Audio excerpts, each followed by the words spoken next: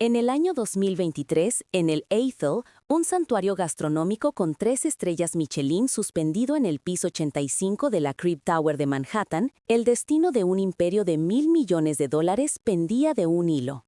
Mientras los abogados más caros de la ciudad revisaban cláusulas y anexos, una camarera llamada Anna Petrova servía agua.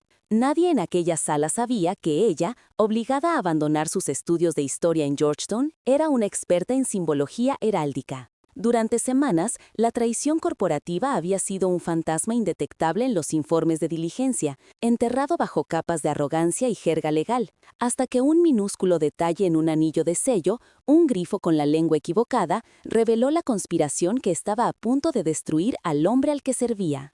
Cómo la inteligencia de una exalumna de élite, forzada por la tragedia a una vida de invisibilidad, pudo detectar la trampa que un ejército de asesores de 9 cifras ignoró por completo. ¿Qué valor tiene el conocimiento cuando la sociedad lo mide por el uniforme que vistes y no por la agudeza de tu mente? Y sobre todo, ¿cuán profundo es el abismo de ceguera que crea el poder, impidiendo a los más poderosos ver la verdad que se presenta, humilde y silenciosa, justo delante de sus ojos? La respuesta a estas preguntas no solo define el destino de un hombre, sino que expone la fragilidad de las estructuras que gobiernan nuestro mundo, donde la persona más importante en la sala es a menudo la que nadie se molesta en mirar. Si alguna vez has sentido el peso aplastante de tener un talento que el mundo insiste en ignorar, si conoces la frustración de poseer una verdad que nadie está dispuesto a escuchar, entonces esta historia es para ti. Acompáñanos a desvelar los secretos que se esconden tras el brillo del poder y el acero de los rascacielos. Suscríbete al canal y adéntrate con nosotros en los pasillos silenciosos de la Crib Tower,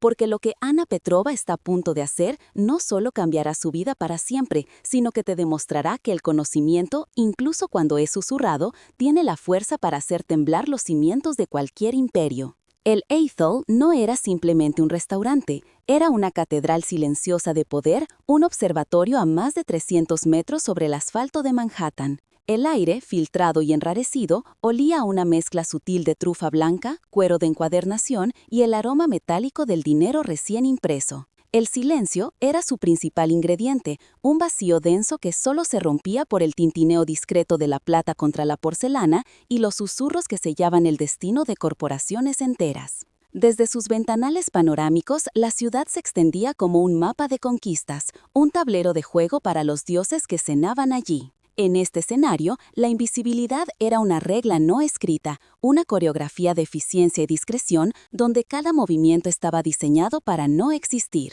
Anna Petrova era una maestra de esa coreografía. A sus 26 años se movía entre las mesas como un fantasma con un propósito. Su uniforme negro, impecable y sin arrugas, era una armadura que la protegía del mundo, pero sus zapatos gastados eran una dolorosa traición, un recordatorio constante de la realidad que la esperaba fuera de aquella torre. En sus ojos se acumulaba el cansancio de turnos interminables y la preocupación por un futuro incierto, pero tras esa fachada de agotamiento se escondía una mente afilada, una inteligencia voraz que se negaba a ser domesticada. Había sido entrenada para anticipar necesidades, para rellenar una copa antes de que se vaciara, para desaparecer en el momento justo. Era un mecanismo perfecto en una máquina de lujo. Lo que la mantenía prisionera en aquella jaula dorada era una deuda médica devastadora, el coste del tratamiento contra el cáncer de su madre que consumía cada céntimo que ganaba. Su pequeño apartamento en Queens, con sus paredes finas y el estruendo constante del metro pasando junto a su ventana,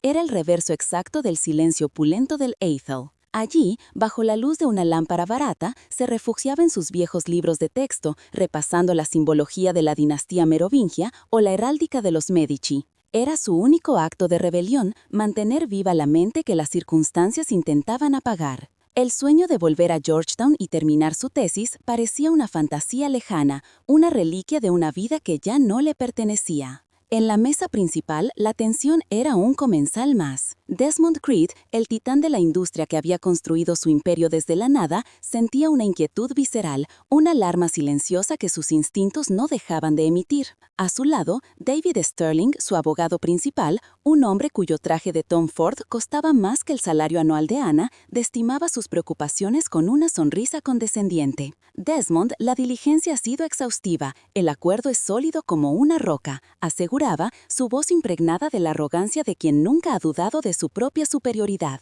Al otro lado de la mesa, la delegación húngara, un grupo de hombres de aspecto austero, esperaba con una paciencia depredadora, liderado por un hombre que exhibía un anillo de sello en su dedo meñique. Ana se acercaba a la mesa, sus movimientos fluidos y practicados, la jarra de agua fría en su mano. Era un ritual que había repetido miles de veces, un acto de servicio tan automático que su mente podía vagar libremente.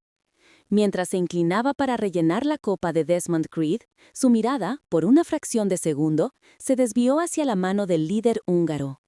Estaba acostumbrada a ignorar las joyas ostentosas de los clientes, pero aquel anillo no era una simple joya, era un símbolo, un lenguaje. Su cerebro, entrenado durante años para decodificar la gramática oculta del poder, procesó la imagen al instante. Era el último momento de su invisibilidad, el segundo exacto antes de que su conocimiento olvidado colisionara con un fraude de $1.000 millones. El Ethel no era simplemente un restaurante, era una catedral silenciosa de poder, un observatorio a más de 300 metros sobre el asfalto de Manhattan. El aire, filtrado y enrarecido, olía a una mezcla sutil de trufa blanca, cuero de encuadernación y el aroma metálico del dinero recién impreso. El silencio era su principal ingrediente, un vacío denso que solo se rompía por el tintineo discreto de la plata contra la porcelana y los susurros que sellaban el destino de corporaciones enteras. Desde sus ventanales panorámicos, la ciudad se extendía como un mapa de conquistas, un tablero de juego para los dioses que cenaban allí. En este escenario, la invisibilidad era una regla no escrita, una coreografía de eficiencia y discreción donde cada movimiento estaba diseñado para no existir. Ana Petrova era una maestra de esa coreografía. A sus 26 años, se movía entre las mesas como un fantasma con un propósito. Su uniforme negro, impecable y sin arrugas, era una armadura que la protegía del mundo, pero sus zapatos gastados eran una dolorosa traición, un recordatorio constante de la realidad que la esperaba fuera de aquella torre de cristal. En sus ojos se acumulaba el cansancio de turnos interminables y la preocupación por un futuro incierto, pero tras esa fachada de agotamiento se escondía una mente afilada, una inteligencia voraz que se negaba a ser domesticada. Había sido entrenada para anticipar necesidades, para rellenar una copa antes de que se vaciara, para desaparecer en el momento justo. Era un mecanismo perfecto en una máquina de lujo. Lo que la mantenía prisionera en aquella jaula dorada era una deuda médica devastadora, el coste del tratamiento contra el cáncer de su madre que consumía cada céntimo que ganaba. Su pequeño apartamento en Queens, con sus paredes finas y el estruendo constante del metro pasando junto a su ventana, era el reverso exacto del silencio opulento del Ethel. Allí, bajo la luz de una lámpara barata, se refugiaba en sus viejos libros de texto, repasando la simbología de la dinastía merovingia o la heráldica de los Médici. Era su único acto de rebelión, mantener viva la mente que las circunstancias intentaban apagar. El sueño de volver a Georgetown y terminar su tesis parecía una fantasía lejana, una rélica de una vida que ya no le pertenecía. En la mesa principal, la tensión era un comensal más. Desmond Creed, el titán de la industria que había construido su imperio desde la nada, sentía una inquietud visceral, una alarma silenciosa que sus instintos no dejaban de emitir. A su lado, David Sterling, su abogado principal, un hombre cuyo traje de Tom Ford costaba más que el salario anual de Ana, desestimaba sus preocupaciones con una sonrisa condescendiente. Desmond, la diligencia ha sido exhaustiva, el acuerdo es sólido como una roca, aseguraba, su voz impregnada de la arrogancia de quien nunca ha dudado de su propia superioridad. Al otro lado de la mesa, la delegación húngara, un grupo de hombres de aspecto austero, esperaba con una paciencia depredadora, liderados por un hombre que exhibía un anillo de sello en su dedo meñique. Ana se acercaba a la mesa, sus movimientos fluidos y practicados, la jarra de agua fría en su mano. Era un ritual que había repetido miles de veces, un acto de servicio tan automático que su mente podía vagar libremente. Mientras se inclinaba para rellenar la copa de Desmond Creed, su mirada, por una fracción de segundo, se desvió hacia la mano del líder húngaro. Estaba acostumbrada a ignorar las joyas ostentosas de los clientes, pero aquel anillo no era una simple joya. Era un símbolo, un lenguaje. Su cerebro, entrenado durante años para decodificar la gramática oculta del poder, procesó la imagen al instante. Era el último momento de su invisibilidad, el segundo exacto antes de que su conocimiento olvidado colisionara con un fraude de $1.000 millones.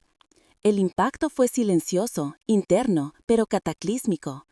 El mundo se ralentizó, el zumbido de la conversación, el tintineo de los cubiertos, todo se desvaneció en un murmullo distante. En su mente solo existía la imagen del grifo en el anillo de sello. Su lengua, singular y sin bifurcar, era un grito heráldico, una declaración de ilegitimidad tan clara como una confesión firmada. Su formación, la memoria de las lecciones de su padre sobre la precisión de la historia, se activó con una fuerza abrumadora. La jarra de agua en su mano se sintió de repente increíblemente pesada y un temblor imperceptible recorrió su brazo. Sabía lo que significaba ese detalle. Sabía que el hombre sentado a pocos metros de ella estaba a punto de ser estafado a una escala monumental y ella era la única persona en aquella sala que lo sabía. El conocimiento se convirtió instantáneamente en una carga insoportable. Si hablaba, rompía el protocolo más sagrado de su profesión, la invisibilidad.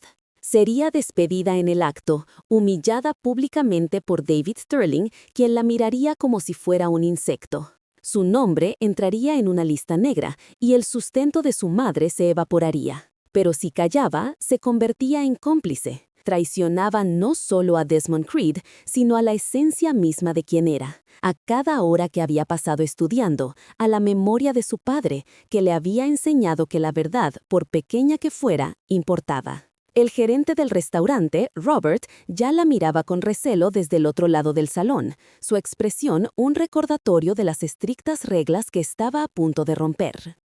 La parálisis del miedo se apoderó de ella. Durante un instante eterno, su mente fue un campo de batalla. De un lado, la imagen del próximo aviso de desahucio, el rostro preocupado de su madre, el frío terror de la indigencia. Del otro, la pureza de un hecho histórico, una verdad objetiva que estaba siendo pervertida para cometer un crimen. Recordó a su profesor de Georgetown, un hombre que insistía en que los historiadores eran los guardianes de la memoria, los protectores contra el engaño. Callar se sentía como una profanación, como quemar un libro raro para calentarse. Estaba atrapada entre la supervivencia y la integridad, un dilema que los hombres de aquella mesa, con sus redes de seguridad de millones de dólares, nunca podrían comprender. Cada segundo que pasaba en silencio era una pequeña traición a sí misma. La voz de su padre resonaba en su memoria. Ana, los símbolos no mienten, las personas sí. Esa frase, repetida tantas veces durante su infancia, se convirtió en un ancla en medio de la tormenta. Dejarlo pasar no era solo una omisión, era una renuncia a la única parte de sí misma que aún no le habían arrebatado, su intelecto. Era aceptar que su conocimiento no valía nada, que su educación era un adorno inútil en un mundo gobernado por el estatus y el dinero. En ese momento, la elección dejó de ser sobre un empleo, se convirtió en una decisión sobre si seguiría siendo un fantasma o reclamaría su propia existencia, sin importar el coste. Decidió observar.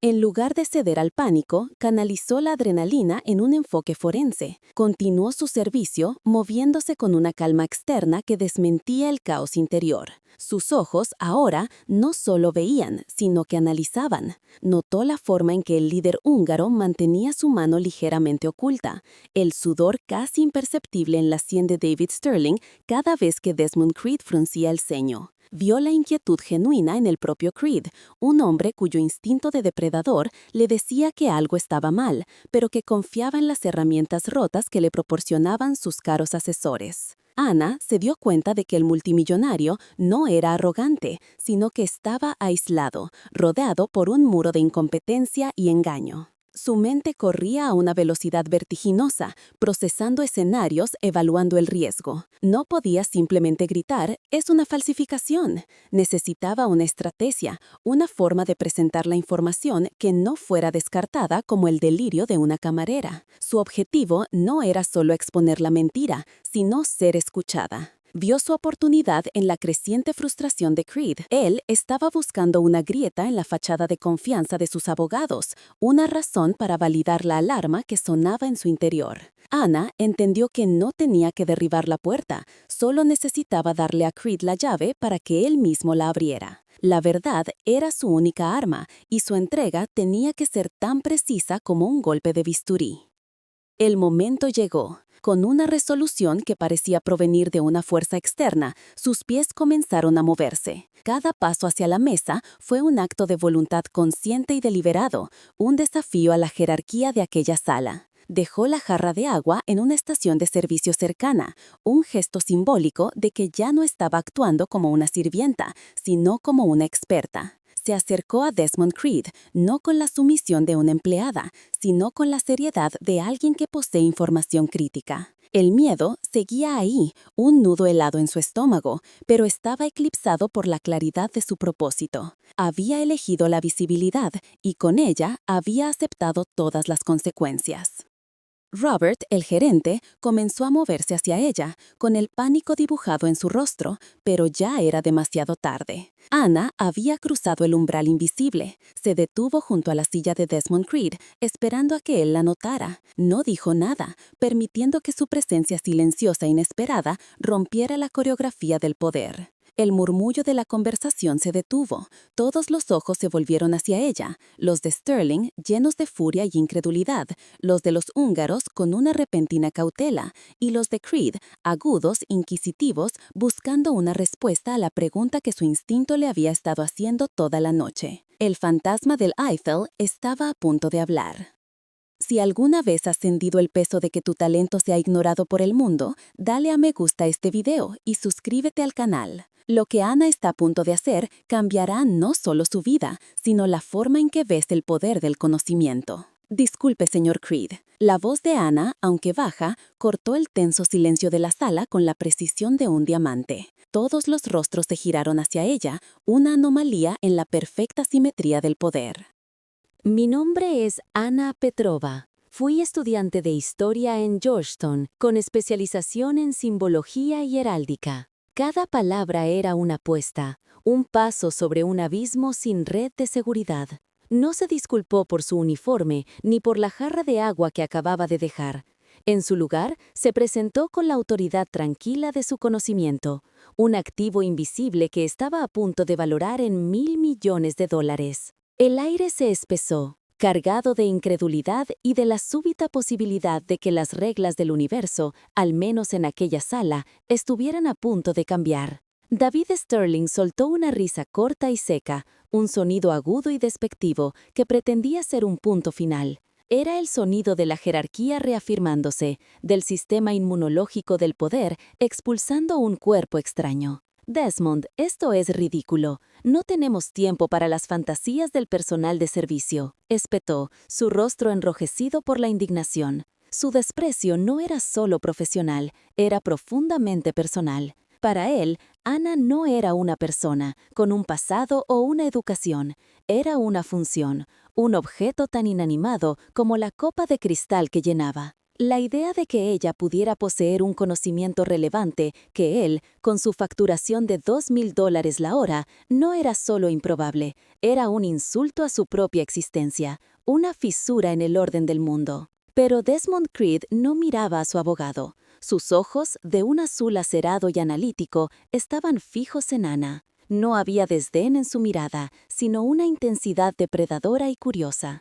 Creed no había construido su imperio aceptando las verdades de los demás sin cuestionarlas. Confiaba en su instinto, y su instinto le había estado gritando durante semanas que algo en aquel trato olía a podrido. Ahora, la interrupción de aquella camarera era como una pieza de puzzle que no sabía que estaba buscando. Vio en sus ojos no la insolencia, sino una convicción aterrorizada pero inquebrantable. Ignorando a Sterling, se inclinó ligeramente hacia adelante, su voz un murmullo grave que hizo vibrar el aire. Continúe, señorita Petrova, tiene toda mi atención. La balanza del poder acababa de inclinarse. Con la atención de Creed como único escudo, Anna se centró. Su voz ganó firmeza. El anillo de sello muestra el blasón de la familia Varga, pero es una falsificación histórica. El grifo, el animal mitológico, tiene la lengua simple. En la heráldica húngara del siglo XV, la legitimidad de la línea principal de los Varga se simbolizaba con un grifo de lengua bífida,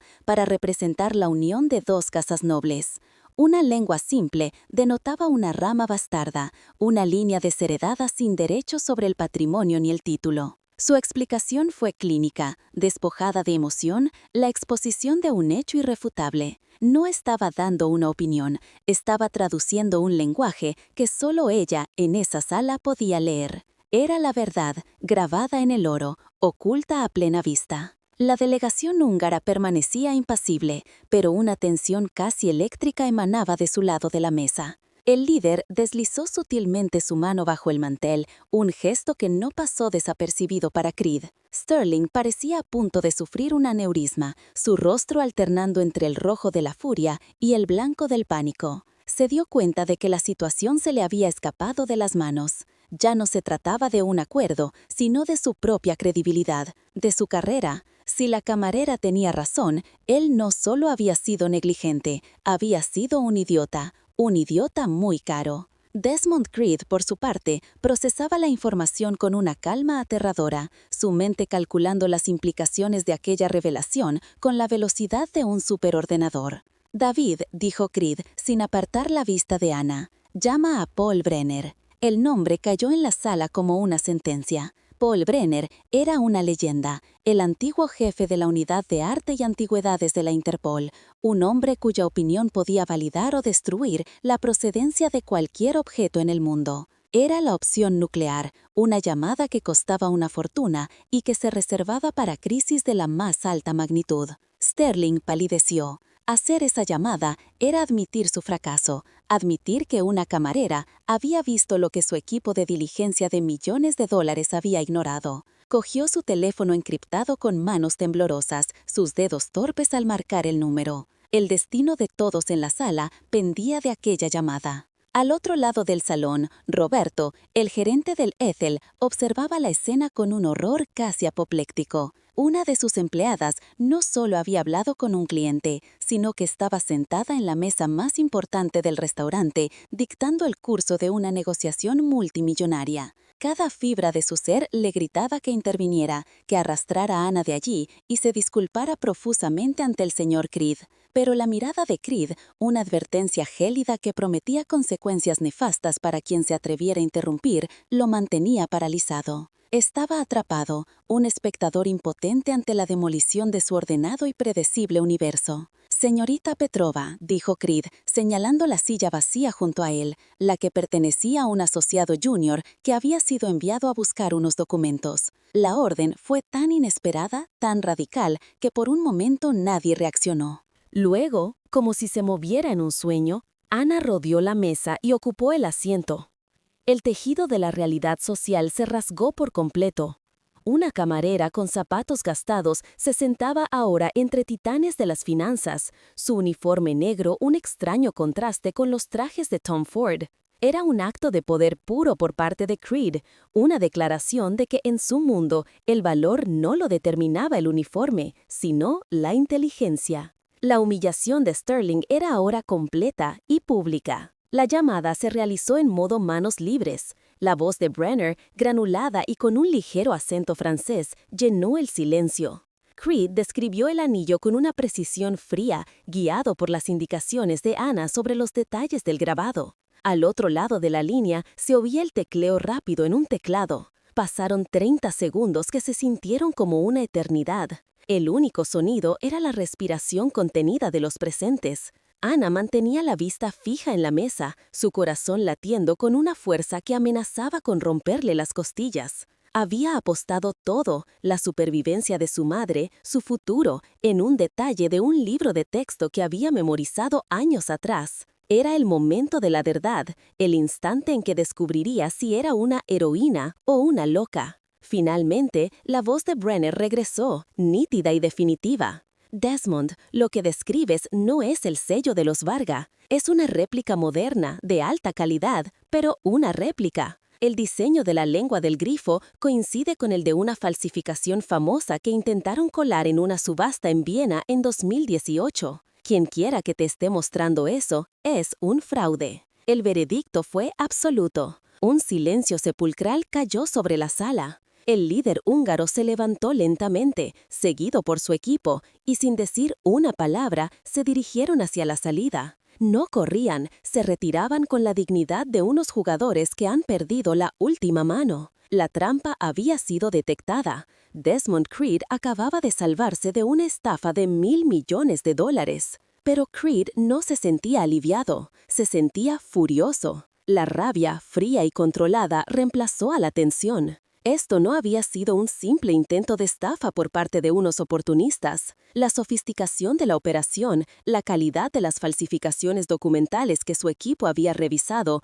todo apuntaba a una sola cosa: un trabajo interno. Alguien de su círculo más íntimo les había proporcionado la información necesaria para construir un engaño casi perfecto. Alguien le había traicionado. Sus ojos pasaron de la puerta por la que se habían marchado los estafadores al rostro pálido y sudoroso de David Sterling, y finalmente se posaron en Anna. Las tornas habían cambiado, la defensa había terminado, ahora iban a la guerra. A la mañana siguiente, Anna recibió una llamada. Era la asistente personal de Desmond Creed. «Señorita Petrova, su empleo en el Attel ha terminado», dijo la voz con una formalidad impersonal que hizo que el corazón de Anna se detuviera. Por un instante, el pánico la inundó. Pensó que a pesar de todo, había cruzado una línea imperdonable. Pero la voz continuó. «El señor Creed le ruega que acepte el puesto de directora de diligencia estratégica en Creed Corp.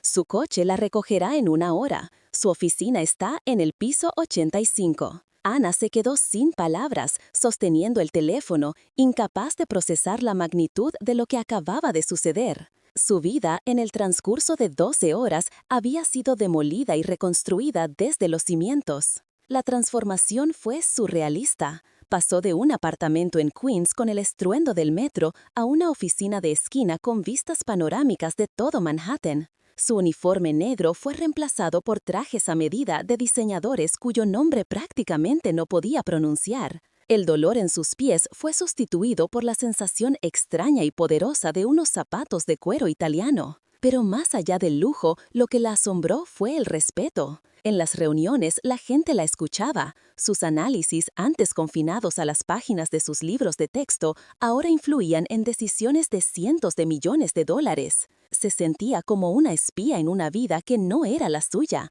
una impostora esperando a ser descubierta. Pero Desmond Creed no veía una impostora, veía un arma. En su primera reunión privada, Creed fue directo. «Anna, no me importa la delegación húngara, eran peones, los encontraremos, pero son irrelevantes. Lo que quiero saber es quién movía las piezas». Puso sobre la mesa una pila de informes de diligencia, los mismos que Sterling aprobó. «Esto es el trabajo de mi equipo legal, es impecable en la superficie, pero es una obra de ficción. Alguien les dijo qué buscar y, más importante, qué ignorar. No estamos buscando a un cómplice, estamos buscando al titirito, al fantasma en mi máquina, y quiero que lo encuentres tú». La tarea era abrumadora, una petición de lealtad absoluta en un mundo donde acababa de aterrizar. Anna sabía que no encontraría la respuesta en los balances financieros ni en las cláusulas legales. Esos documentos habían sido diseñados para engañar a los abogados,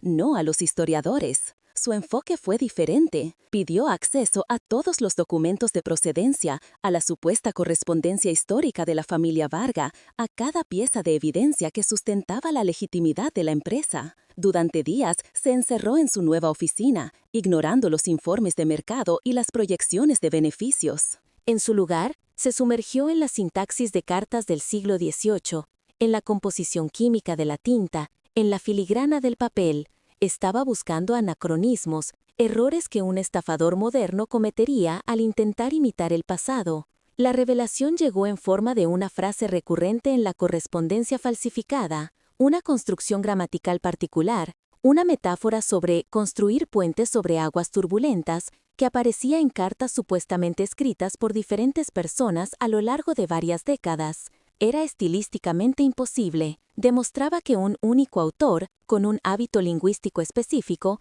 había redactado todos los documentos. Era la firma del falsificador, su huella digital intelectual. Era un error nacido de la arrogancia, la creencia de que nadie miraría con tanto detenimiento. Ana sintió un escalofrío. No solo había encontrado al fantasma, sino que había descubierto su forma de hablar. Sabía que había oído esa frase antes, en un contexto completamente diferente. Cuando le presentó sus hallazgos a Creed, el multimillonario escuchó en un silencio absoluto. No cuestionó su metodología, no pidió una segunda opinión, vio la lógica impecable de su descubrimiento. Un solo autor, repitió Creed, su voz tensa. Se levantó y caminó hacia la ventana, mirando la ciudad que había conquistado. Construir puentes sobre aguas turbulentas. Se giró lentamente, y en sus ojos había una expresión de dolor y comprensión que heló a Ana. Solo conozco a una persona que use esa frase exacta. Me la ha dicho cientos de veces, a lo largo de los años.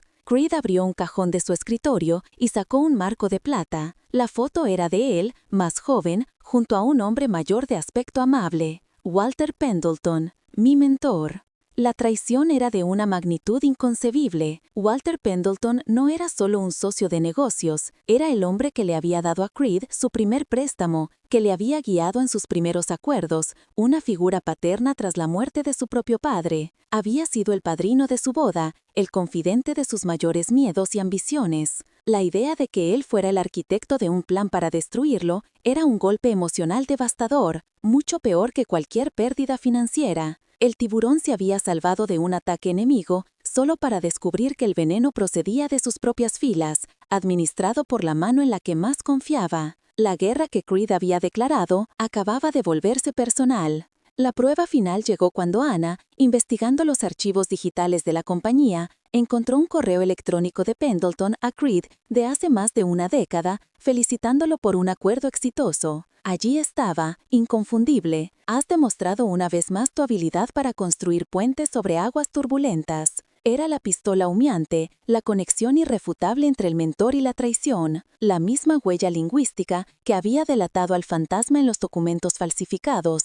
La evidencia era abrumadora, un nudo corredizo digital que se apretaba alrededor del legado de un hombre que había sido considerado una leyenda de la industria financiera. El castillo de naipes de la confianza y la lealtad se había derrumbado por completo. Con todas las piezas sobre la mesa, Ana pudo reconstruir el plan completo a Creed. La intención de Pendleton nunca fue solo el dinero de la estafa, ese era el cebo. El verdadero objetivo era la humillación pública de Desmond Creed. La noticia de que había sido engañado en un acuerdo de $1.000 millones habría destrozado su reputación de negociador infalible. El precio de las acciones de Creed Corp se habría desplomado, provocando el pánico entre los inversores. En medio del caos, Pendleton, actuando como un salvador, habría iniciado un voto de no confianza en la junta directiva y liderado una adquisición hostil, apoderándose del imperio que había ayudado a construir por una fracción de su valor. Era un golpe maestro, una traición de proporciones shakespearianas. En medio de la crisis, Ana dejó de ser una consultora recién llegada. Se convirtió en la principal estratega de Creed, su consejera de guerra. Su mente, entrenada para ver patrones en la historia, era la herramienta perfecta para anticipar los movimientos de un traidor. Pasaba las noches con Creed en la sala de juntas del piso 85, no como empleada y jefe, sino como dos generales planeando una contraofensiva. La jerarquía se había disuelto, reemplazada por un respeto mutuo forjado en el fuego de la traición. Ella le proporcionaba la claridad intelectual, él la voluntad de hierro para ejecutar el plan. Juntos, se preparaban para enfrentarse no solo a un enemigo, sino a un fantasma del pasado. Una noche, mientras observaban el horizonte de Manhattan, Creed tomó una decisión. Se giró hacia Ana, y en sus ojos ya no había dolor, solo una determinación gélida. No vamos a exponerte, Walter. No vamos a cancelar el acuerdo. Vamos a renegociarlo. Una sonrisa peligrosa se dibujó en su rostro. Vamos a tenderle una trampa, y él ni siquiera sabrá que está caminando hacia ella. Miró a Ana, su nueva arma secreta. La reunión final será en 3 días. Pendleton estará allí, junto a sus marionetas, y usted, señorita Petrova, no será una observadora. Usted será la que cierre el trato. Usted será el cebo. La tensión alcanzó su punto máximo. El riesgo para Ana acababa de volverse mortal. Ana está a solo unas horas de enfrentarse al hombre que orquestó toda la traición, no como camarera, sino como la principal negociadora de Desmond Creed. Antes de descubrir cómo utilizará la simbología heráldica como un arma para desenmascarar al mentor en una confrontación final y devastadora, suscríbete al canal y activa las notificaciones. La verdad sobre el fantasma en la torre y la venganza que se avecina es la parte más electrizante de esta historia, y no querrás perdértela. Ana está a punto de usar no solo la lingüística, sino 3 idiomas para desenmascarar la traición. Antes de revelar lo que dijo en la sala de conferencias, suscríbete al canal y activa la campana. El desenlace de esta trampa es la prueba final del poder de quien ve lo que nadie más ve. La sala de conferencias del Hotel Gellert en Budapest era un escenario de opulencia del viejo mundo, un fuerte contraste con la guerra cibernética que estaba a punto de librarse. Ana, en el centro de la mesa, proyectaba una calma que desmentía la tormenta en su interior. En la gran pantalla, el rostro de Walter Pendleton sonreía, la imagen perfecta del mentor orgulloso. Con una voz firme y clara, Ana comenzó a describir un nuevo sistema de transferencia de activos, utilizando un lenguaje deliberadamente denso. Implementaremos un protocolo de encriptación cuántica de clave distribuida, explicó, asegurando los activos a través de un canal de entrelazamiento que es teóricamente inviolable. Era la carnada, una solución tan brillante y compleja que Pendleton no podría cuestionarla sin exponer su propia ignorancia. El cebo estaba en el agua y el tiburón comenzaba a dar vueltas, confundido. Mientras Ana profundizaba en los detalles técnicos, explicando cómo el nuevo protocolo no solo aseguraba el acuerdo, sino que aumentaba su valor, la sonrisa de Pendleton comenzó a tensarse en los bordes. Su plan dependía de un colapso, de una vulnerabilidad que él pudiera explotar. No contaba con que la camarera que había subestimado se convirtiera en una estratega de ciberseguridad de talla mundial de la noche a la mañana. En la pantalla, sus ojos, antes llenos de una falsa calidez, ahora se movían rápidamente, buscando una salida, una falla en la lógica de ella. Un tic casi imperceptible apareció en su mandíbula. El pánico, frío y reptiliano, comenzaba a deslizarse por su fachada cuidadosamente construida. Estaba viendo cómo su obra maestra de traición era desmantelada, pieza por pieza, por un conocimiento que no podía comprender ni contrarrestar. La trampa se cerró con una elegancia brutal. Los socios húngaros, ahora plenamente informados del contraataque de Creed, expresaron su admiración por la solución de Ana y firmaron el acuerdo modificado con un floreo digital. Atrapado, sin más opción que seguir el guión, Pendleton se vio obligado a felicitar al equipo. «Extraordinario, Ana, simplemente extraordinario», dijo, su voz un registro más alta de lo normal, delatando la tensión que lo consumía. Había caído en su propia trampa. Al intentar destruir a Creed a través de la decepción, se encontró atrapado en una red de engaño mucho más sofisticada. El acuerdo no solo estaba a salvo, sino que ahora era más fuerte que nunca. Pendleton había perdido, pero aún no sabía la verdadera magnitud de su derrota. La humillación apenas comenzaba y el golpe de gracia estaba a punto de ser asestado. Entonces, Ana ejecutó el movimiento final. Miró directamente a la cámara que transmitía a la oficina de Pendleton. Primero, se dirigió a sus aliados en un húngaro impecable, agradeciéndole su cooperación. Luego, cambió al inglés, su voz bajando un tono gélido. Walter, la integridad de cualquier sistema, ya sea heráldico o digital, reside en la autenticidad de su origen. Hizo una pausa, dejando que las palabras resonaran. Finalmente, cambió a un ruso perfecto, una lengua que nadie en la sala esperaba, un misil balístico intercontinental dirigido a un solo hombre. Y Misia pravalena tavarish, kodat mene pauchien. Y la misión es un fracaso, camarada. El código de cancelación ha sido recibido. No era una acusación, era una activación, una frase clave de un pasado que Pendleton creía enterrado bajo décadas de mentiras. El efecto fue cataclísmico. Walter Pendleton, el titán de Wall Street, el filántropo, el mentor, se desvaneció. En su lugar quedó un hombre pálido y tembloroso, con los ojos muy abiertos por el terror primordial. Ese idioma, esa fraseología específica, no era una coincidencia. Era un eco directo de su vida anterior como operativo durmiente del KGB durante la Guerra Fría, una identidad que había borrado con una meticulosidad casi psicopática. Ana no solo había descubierto su traición financiera, había excavado hasta los cimientos podridos de su existencia, revelando al espía que se escondía bajo el traje de Savile Row. La máscara no se había deslizado, había sido arrancada violentamente, exponiendo al monstruo que había debajo. Su mundo entero se había derrumbado en una sola frase en ruso. La voz de Desmond Creed se unió a la ejecución, tranquila, implacable, a través del sistema de audio de la sala. Walter, interceptamos tu mensaje encriptado a tus activos aquí. Misión abortada. La chica es el arma. Parece que tus hábitos lingüísticos no han cambiado desde tus días en Leningrado. Junto al rostro congelado de Pendleton en la pantalla, apareció la transcripción del mensaje, la prueba digital irrefutable. La misma huella estilométrica que Ana había identificado en las falsificaciones del siglo XVIII era la que delataba al traidor en el siglo XXI. La pistola humeante no solo había sido encontrada, estaba siendo exhibida al mundo. El fantasma en la máquina, el titiritero, había sido finalmente desenmascarado por la misma persona a la que consideraba invisible e insignificante. La justicia poética era absoluta. En la pantalla, el rostro de Walter Pendleton se descompuso. La máscara del mentor benevolente, un papel que había interpretado durante 40 años, se hizo añicos en un mosaico de píxeles. El color huyó de su piel, dejando tras de sí la cera gris de la derrota total y absoluta. No era la mirada de un hombre de negocios que ha perdido un trato. Era la de un espía cuya tapadera ha sido volada, un hombre cuya vida entera se ha revelado como un fraude.